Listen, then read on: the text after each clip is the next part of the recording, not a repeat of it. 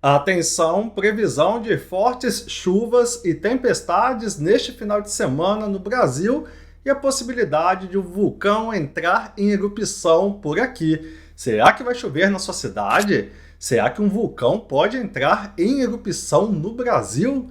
Quer saber a resposta? Então, vem comigo.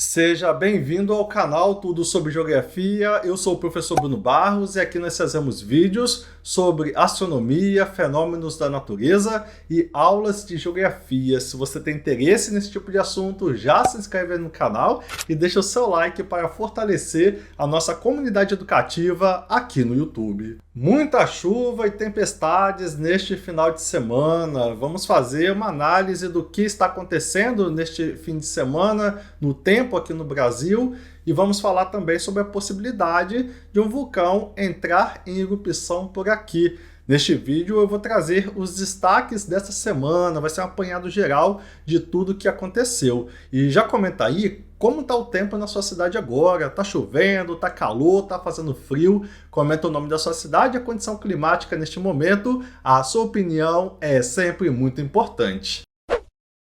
Você já parou para pensar na incrível jornada que a sua mente percorreu ao longo dos anos? Cada memória, cada aprendizado, uma verdadeira obra-prima da sua vida. Agora, imagine se pudesse aprimorar ainda mais essa maravilhosa obra-prima da natureza, a sua mente. Por que é tão importante cuidar da sua cognição? Nosso cérebro é como um jardim florescente e assim como cuidamos das nossas plantas para que floresçam, devemos nutrir e estimular nossa cognição para colher os frutos de uma mente ativa, alerta e repleta de vivacidade. Ao cuidar da sua cognição, você fortalece o seu aprendizado duradouro. Você vai manter sua capacidade de aprender e absorver novas informações independentemente da idade. Raciocínio rápido. Você vai estimular seus pensamentos, o seu pensamento rápido e eficiente, tornando o seu dia a dia mais ágil e dinâmico. Conexões mentais. Você vai fortalecer as conexões entre os neurônios, promovendo uma mente mais alerta e resistente ao esquecimento. Para te ajudar a cuidar bem da sua mente e da sua cognição, eu apresento para você nosso e-book de estimulação cognitiva. Por que nosso e-book é essencial para você? Ele tem uma abordagem amigável, escrito com carinho e simplicidade. Nosso e-book é fácil de entender, mesmo para quem está dando os primeiros passos na era digital. Ele possui exercícios práticos, oferecemos uma variedade de exercícios práticos e envolventes para estimular diferentes áreas do seu cérebro. E temos resultados comprovados, baseado em estudos científicos. Nosso método de estimulação cognitiva é eficaz e respaldado por especialistas. E temos um bônus exclusivo para você. Ao adquirir o nosso e-book hoje, você vai receber 6 volumes com exercícios de cognição. É um combo com 6 e-books sem pagar nada mais por isso.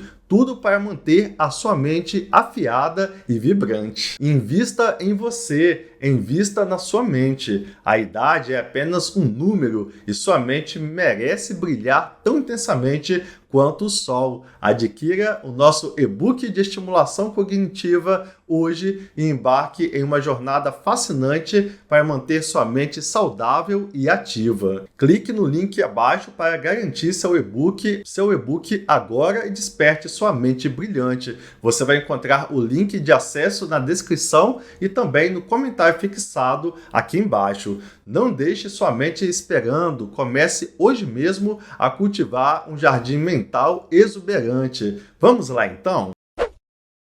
Atenção, teremos um restante de semana quente com alerta de tempestades no sudeste e no centro-oeste. As chuvas mais intensas ocorrem no fim de semana. A combinação entre calor e umidade associada a uma frente fria afastada no Oceano Atlântico e outra condição de pré-frontal será suficiente para manter esses estados do Sudeste e Centro-Oeste em alerta nessa semana. E nós vamos fazer uma análise geral do clima em todas as regiões durante esse vídeo. O início de janeiro de 2024 foi marcado pela formação da primeira zona de convergência do Atlântico Sul do ano, sistema que gerou muita umidade e chuvas expressivas em diferentes regiões do Brasil, inclusive no Sudeste e no Centro-Oeste.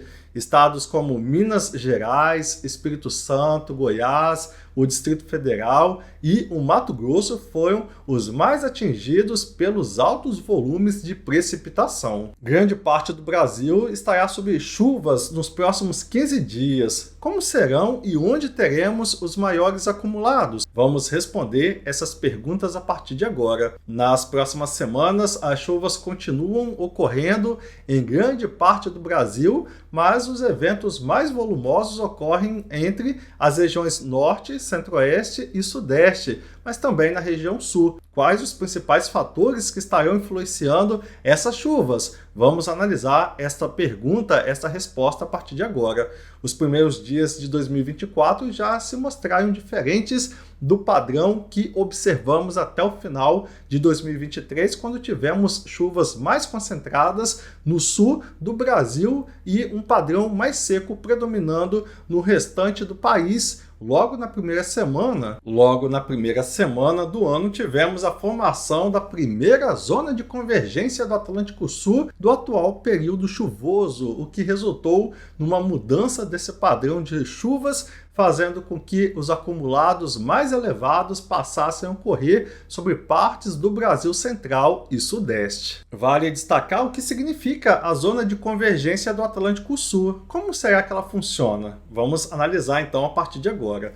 A zona de convergência do Atlântico Sul é um fenômeno climatológico que ocorre na atmosfera sobre a região do Oceano Atlântico Sul. Vamos dividir a explicação em partes para torná-la mais fácil de entender. Então, começando com a primeira parte, zona de convergência. A palavra convergência significa se encontrar ou se juntar. Na atmosfera, quando dizemos que há uma zona de convergência, estamos falando sobre a reunião de massas de ar de diferentes direções. E Atlântico Sul, o que significa isso? Refere-se à parte do Oceano Atlântico que está ao sul do Equador, mais especificamente na região próxima ao continente sul-americano. Agora, juntando esses dois conceitos, a zona de convergência do Atlântico Sul é um lugar onde massas de ar úmidas e quentes vindas de diferentes direções se encontram sobre a região do Oceano Atlântico Sul. Essa convergência de massas de ar geralmente leva à formação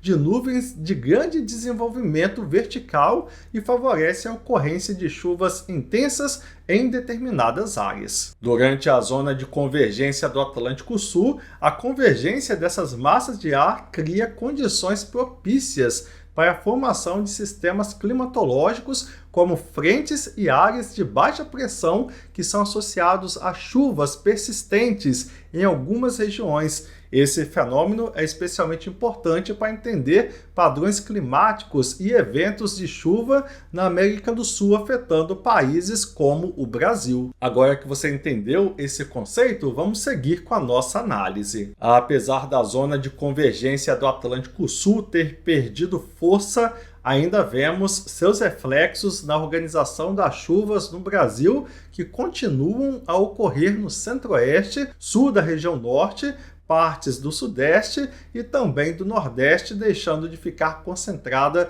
sobre a região Sul. Isso porque, além da zona de convergência do Atlântico Sul, temos outros importantes sistemas climatológicos contribuindo para a continuidade das chuvas em grande parte do Brasil, com a zona de convergência intertropical, a alta da Bolívia, o vórtice ciclônico de altos níveis e as frentes frias, isso sem falar do próprio fator termodinâmico na atmosfera, a combinação de calor e umidade que nessa época também é um grande responsável pelas chuvas e tempestades. As chuvas geradas por esses sistemas ainda são impulsionadas quando padrões como a oscilação de Madden-Julian se encontram em fases favoráveis à precipitação no Brasil. No caso desta oscilação, as fases mais favoráveis à precipitação no centro-norte do país são as fases 8, 1 e 2, no período em que tivemos a primeira zona de convergência do Atlântico Sul do ano. A oscilação de Madden-Julian esteve em fases favoráveis, impulsionando os acumulados de chuva associados à zona de convergência do Atlântico Sul. Outro importante fator que tem mostrado grande influência na modulação das chuvas são as anomalias de temperatura de superfície do mar sobre o Oceano Atlântico Sul. Nos últimos dias, temos observado um padrão de anomalias opostas entre a porção norte e sul do Atlântico Sul, criando uma espécie de dípolo com anomalias negativas de temperatura de superfície do mar sobre a porção sul, próximo à região, e anomalias positivas de temperatura de superfície do mar sobre a porção norte, abrangendo uma ampla área desde a costa da região sudeste até a costa do norte do Brasil. Esse padrão de anomalias de temperatura de superfície do mar favorecem as frentes frias ficarem estacionadas, frentes essas que atuam sobre o oceano na altura da região sudeste, favorecendo assim a organização das chuvas e do corredor de umidade sobre o continente, desde o sul da região norte, passando pelo centro-oeste e chegando ao sudeste do país. Além disso, essas águas mais quentes que o normal na costa do sudeste e nordeste favorecem a convergência de calor e umidade na costa dessas regiões, além de favorecer a formação de ciclones, como foi o caso do ciclone subtropical formado na última semana. E como ficam as chuvas nas próximas semanas? Na próxima semana teremos um período de favorecimento às chuvas por parte da oscilação de Madden-Julian, que já falamos, que ficará em sua fase 2 nos próximos dias, não tão intensa quanto esteve na semana passada, mas de qualquer forma estará contribuindo para um aumento dos acumulados de chuvas sobre o centro-norte do Brasil, principalmente na costa da região norte, sobre o estado do Amapá, por exemplo, onde a oscilação de Madden-Julian impulsionará os altos acumulados de chuvas gerados pela zona de convergência intertropical. Na próxima semana, a oscilação de Madden-Julian já estará em suas fases 3 e 4, fases em que a oscilação passa a desfavorecer as chuvas sobre grande parte do Brasil, especialmente no leste da região norte e em grande parte das regiões nordeste, sudeste e centro-oeste. Portanto, esperamos uma redução dos acumulados de chuva a partir da próxima semana. Nas próximas semanas, esperamos acumulados elevados de precipitação sobre partes da região norte, centro-oeste e sudeste, mas também teremos chuvas mais volumosas que o normal sobre o sul, principalmente sobre o Rio Grande do Sul. Nesta semana, uma nova frente fria que se formará sobre o sul do Brasil a partir de quinta-feira, dia 11 de janeiro, será responsável por gerar altos acumulados de chuva sobre os estados do sul, mas também sobre o sudeste e centro-oeste, onde a frente organizará as chuvas por alguns dias sobre a região, mesmo afastada do continente, mas não necessariamente formando uma zona de convergência do Atlântico Sul. Dessa forma, esperamos grandes volumes de chuva nesta próxima semana sobre o sul, principalmente sobre o Rio Grande do Sul e partes do centro-oeste e sudeste. A previsão de chuvas que temos para as próximas 2 semanas, as chuvas desta semana ficarão acima da média climatológica sobre o Rio Grande do Sul e partes do centro-oeste e sudeste, de acordo com o que foi mencionado anteriormente. Já na próxima semana, entre os dias 15 e 22 de janeiro, o padrão de chuvas muda sobre o Brasil, com menos menos chuvas que o normal sobre grande parte do centro-norte do país, acumulados próximos da média sobre o sudeste, com uma pequena região entre o Rio de Janeiro e o Espírito Santo, com previsão de chuvas acima da média e chuvas mais volumosas sobre o Rio Grande do Sul. Essa mudança de padrão na segunda semana de previsão provavelmente está associada a uma mudança da fase da oscilação de Madden-Julian. Entretanto, vale mencionar que essa oscilação provavelmente continuará seu ciclo e retornará às fases favoráveis à chuva no Brasil nas primeiras semanas de fevereiro. Dessa forma, devemos esperar chuvas mais volumosas na virada do próximo mês. E como ficará o tempo no Brasil por região? Vamos fazer essa análise a partir de agora. Para a região norte, são previstas pancadas de chuva durante a semana, com valores maiores que 70 milímetros no Amazonas, Rondônia, Pará, nordeste do Amapá e Tocantins, podendo vir acompanhadas de raios, rajadas de vento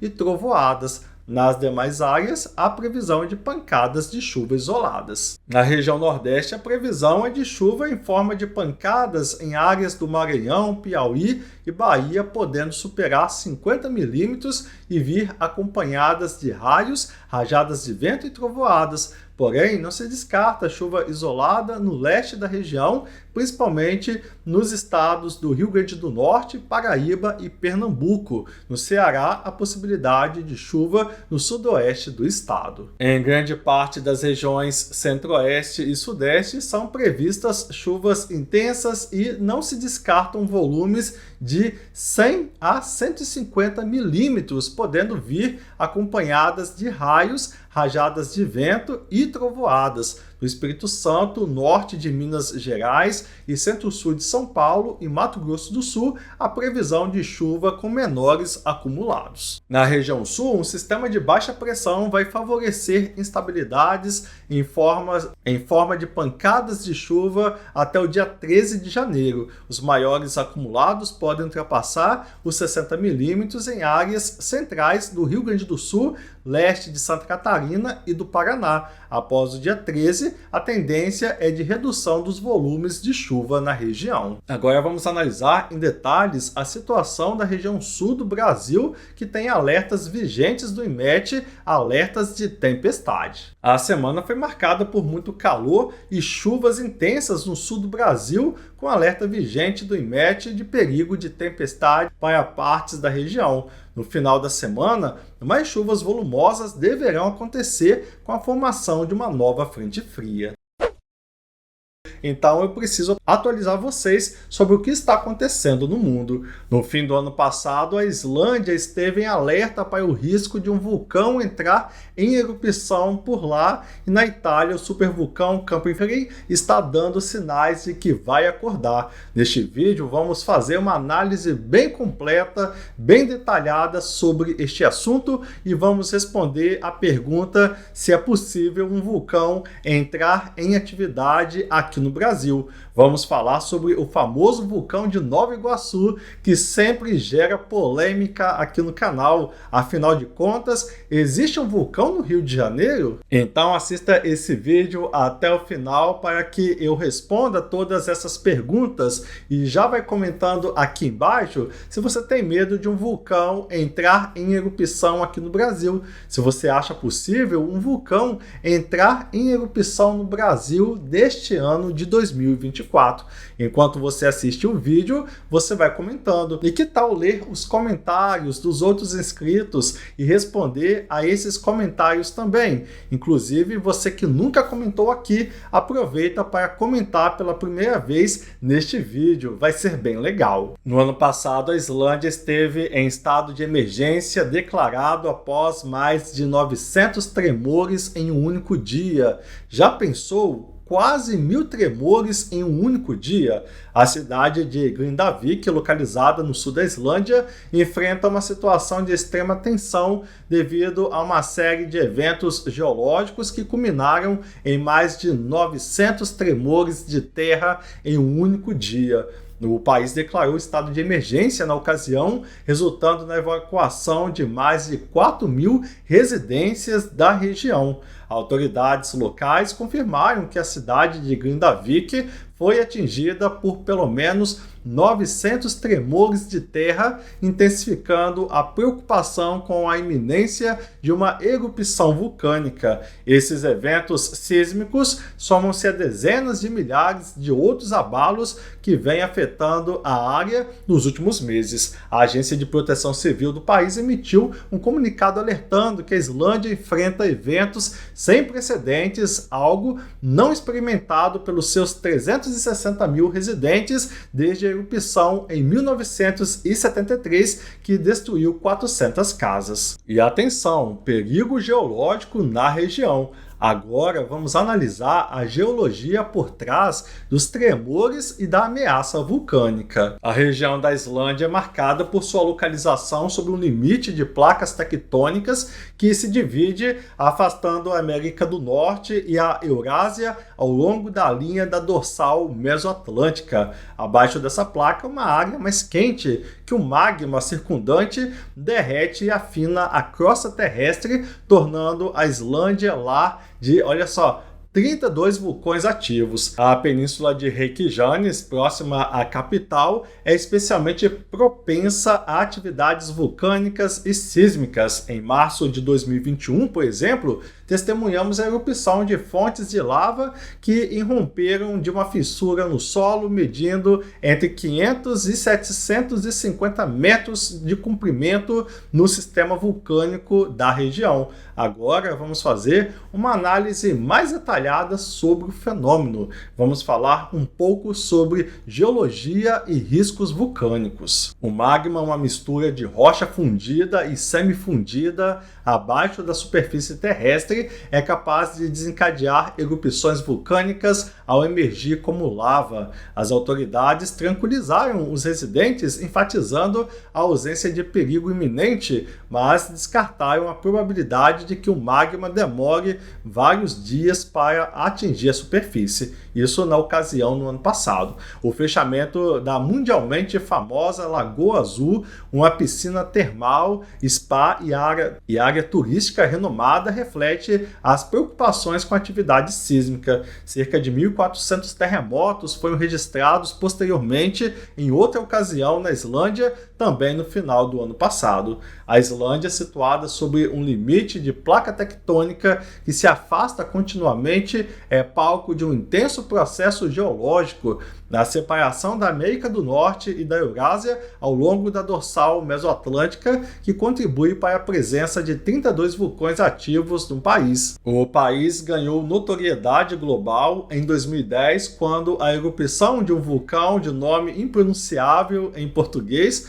causou a suspensão do tráfego aéreo na Europa por 2 semanas. A população e as autoridades continuam atentas aos eventos geológicos, reconhecendo a dinâmica única e os desafios associados à localização geográfica do país. Diante desse contexto geológico, a população local enfrenta um desafio iminente, com as autoridades continuando a monitorar de perto a situação e a tomar medidas para garantir a segurança dos residentes em meio à possibilidade de uma erupção vulcânica devastadora. E agora eu quero saber a sua opinião sobre este assunto. O que pode acontecer na Islândia caso este vulcão entre em erupção para valer? Você acha que daria tempo de todo mundo fugir? O que as autoridades locais podem fazer para ajudar a população? Deixe o seu comentário aqui embaixo, porque a sua participação é muito importante. Um outro vulcão que vem chamando a atenção local e mundial é o Campiflégri, o gigante adormecido sob a Baía de Nápoles. Enquanto o Monte Vesúvio, famoso por destruir Pompeia em 79 d.C.,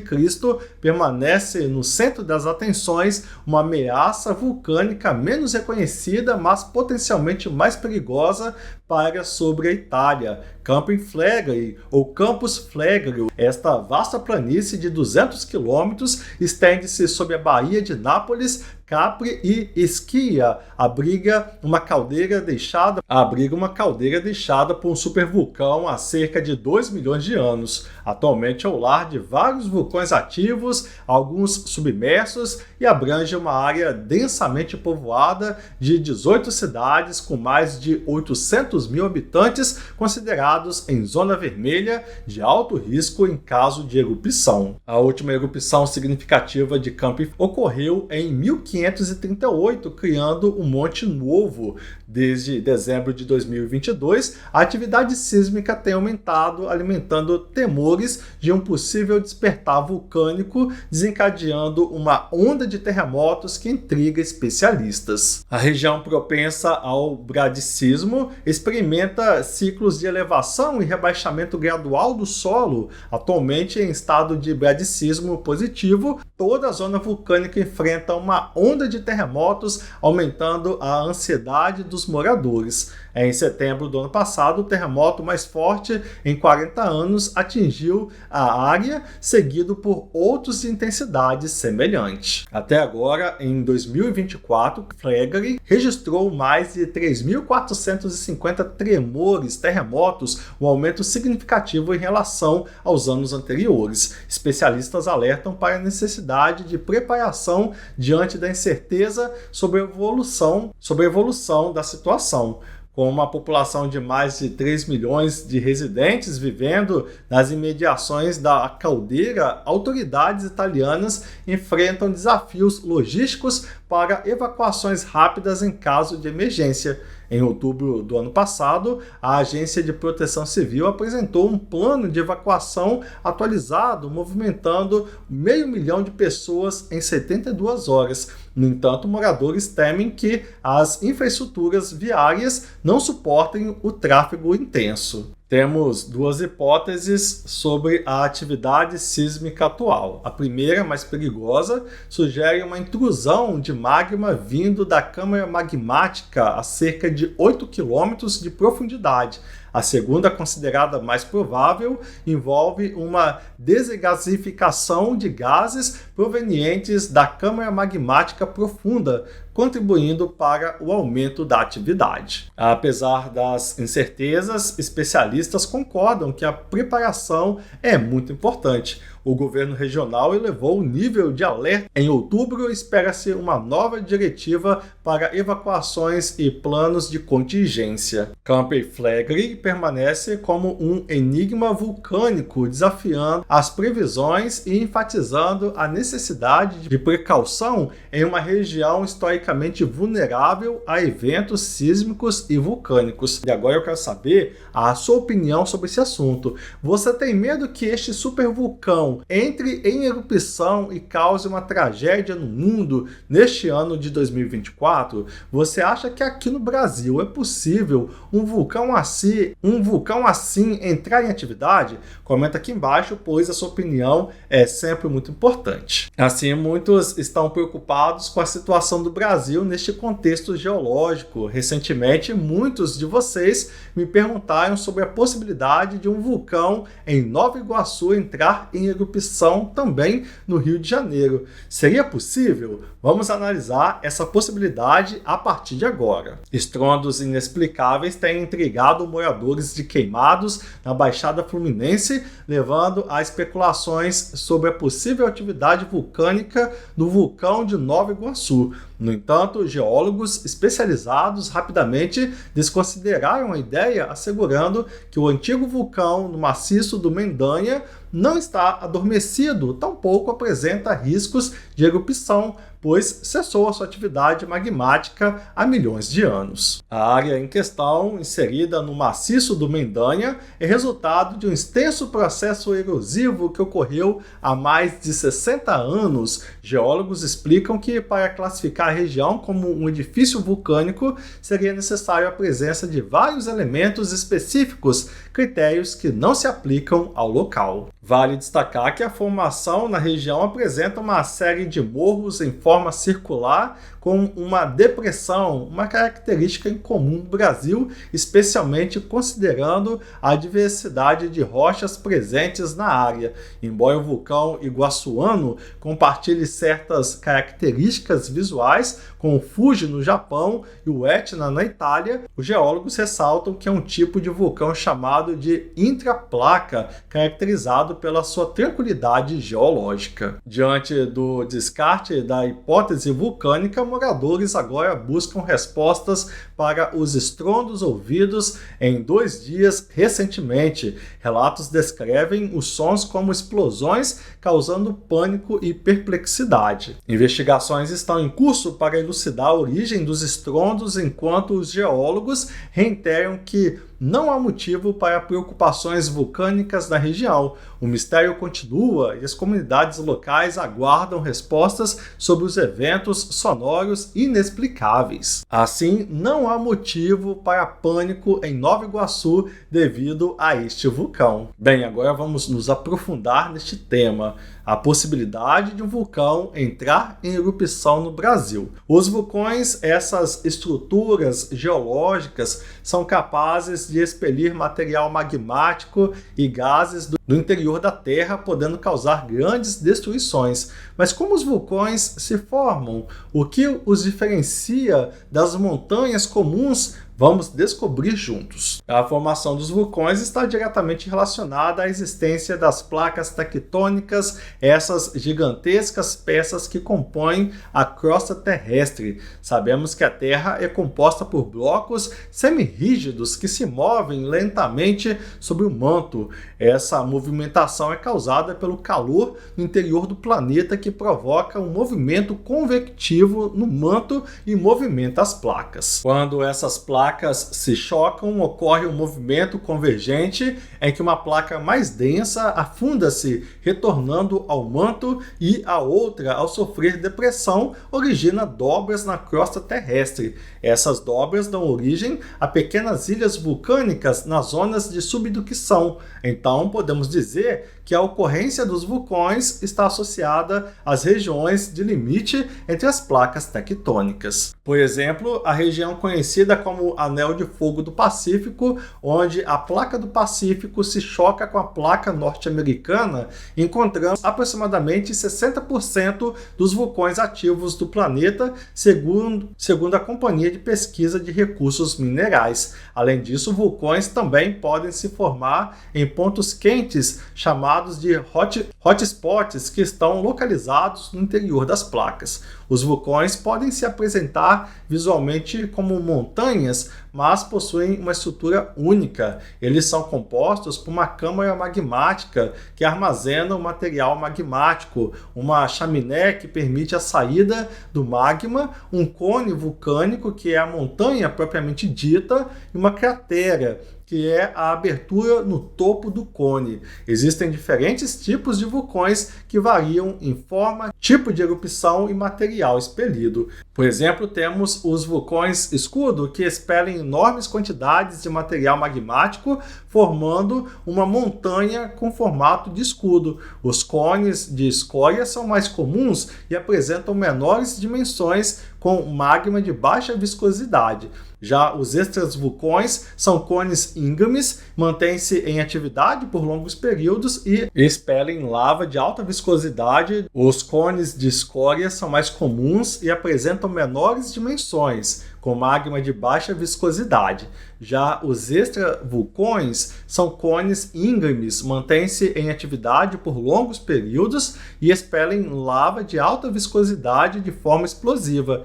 Também temos as caldeiras, que são vulcões com diâmetros maiores e podem ser formados rapidamente, liberando gases violentamente. Além das diferentes formas e tipos de erupção, os vulcões também podem ser classificados como vulcões ativos, inativos ou extintos. Os vulcões ativos são aqueles que apresentam atividade recente e continuam a registrar erupções e emissões de gases e materiais vulcânicos.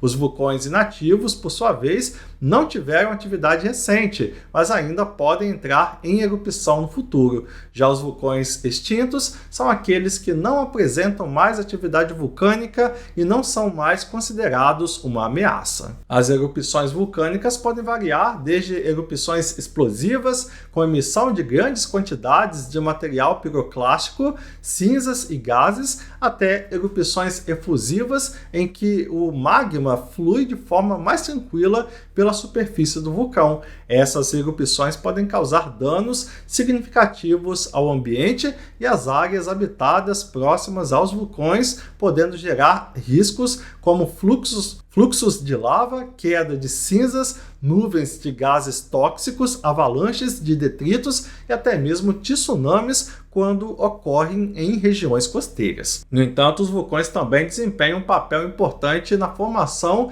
e renovação da crosta terrestre. Através das erupções vulcânicas, o magma expelido para a superfície resfria e solidifica-se, formando novas rochas e contribuindo para o ciclo das rochas. Além disso, os materiais expelidos pelos vulcões, como as cinzas e os minerais presentes no magma, enriquecem o solo ao redor, tornando fértil para a agricultura. Assim, estudar os vulcões, entender os vulcões é fundamental para a geologia e a geografia, pois eles fornecem pistas sobre a dinâmica interna do nosso planeta. Os estudos e monitoramentos dos vulcões permitem prever erupções, reduzir riscos e proteger as comunidades que vivem próximas a essas estruturas. Mas, afinal, existem vulcões no Brasil? Felizmente, a resposta é não. É comum as pessoas sentirem certo receio quando se fala em vulcões, afinal, erupções vulcânicas podem causar grandes danos. No passado geologicamente distante, havia uma grande quantidade de vulcões em território brasileiro,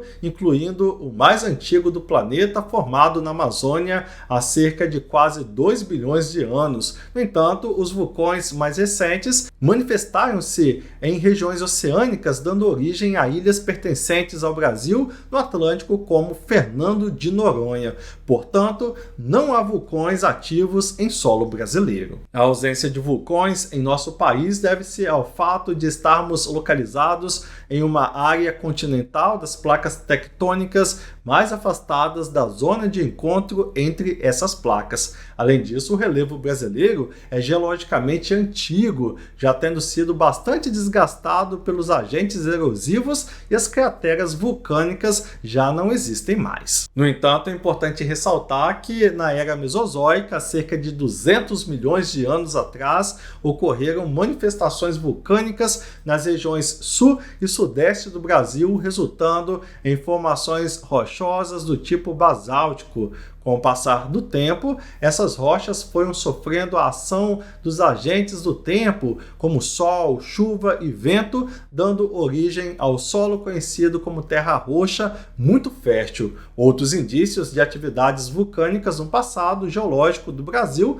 também podem ser observados no continente africano, pois em tempos remotos as duas áreas estavam interligadas, formando um único continente. Agora vamos abordar dois supostos vulcões no Brasil que geram muita especulação. Primeiro temos o caso do suposto vulcão em Santos, no litoral de São Paulo. Em 1896, acreditava-se que houvesse um vulcão no bairro do Macuco, pois escavações provocaram a emissão de gases quentes. Posteriormente, descobriu-se que esses gases eram provenientes de um poço artesiano. Recentemente, circularam histórias de que cientistas norte-americanos teriam descoberto a existência de outro vulcão em Santos. No entanto, isso é apenas um boato, já que não há publicações em revistas científicas nem canais oficiais de comunicação que comprovem essa informação. Trata-se de uma lenda urbana. Outro caso é o suposto vulcão de Caldas Novas, em Goiás.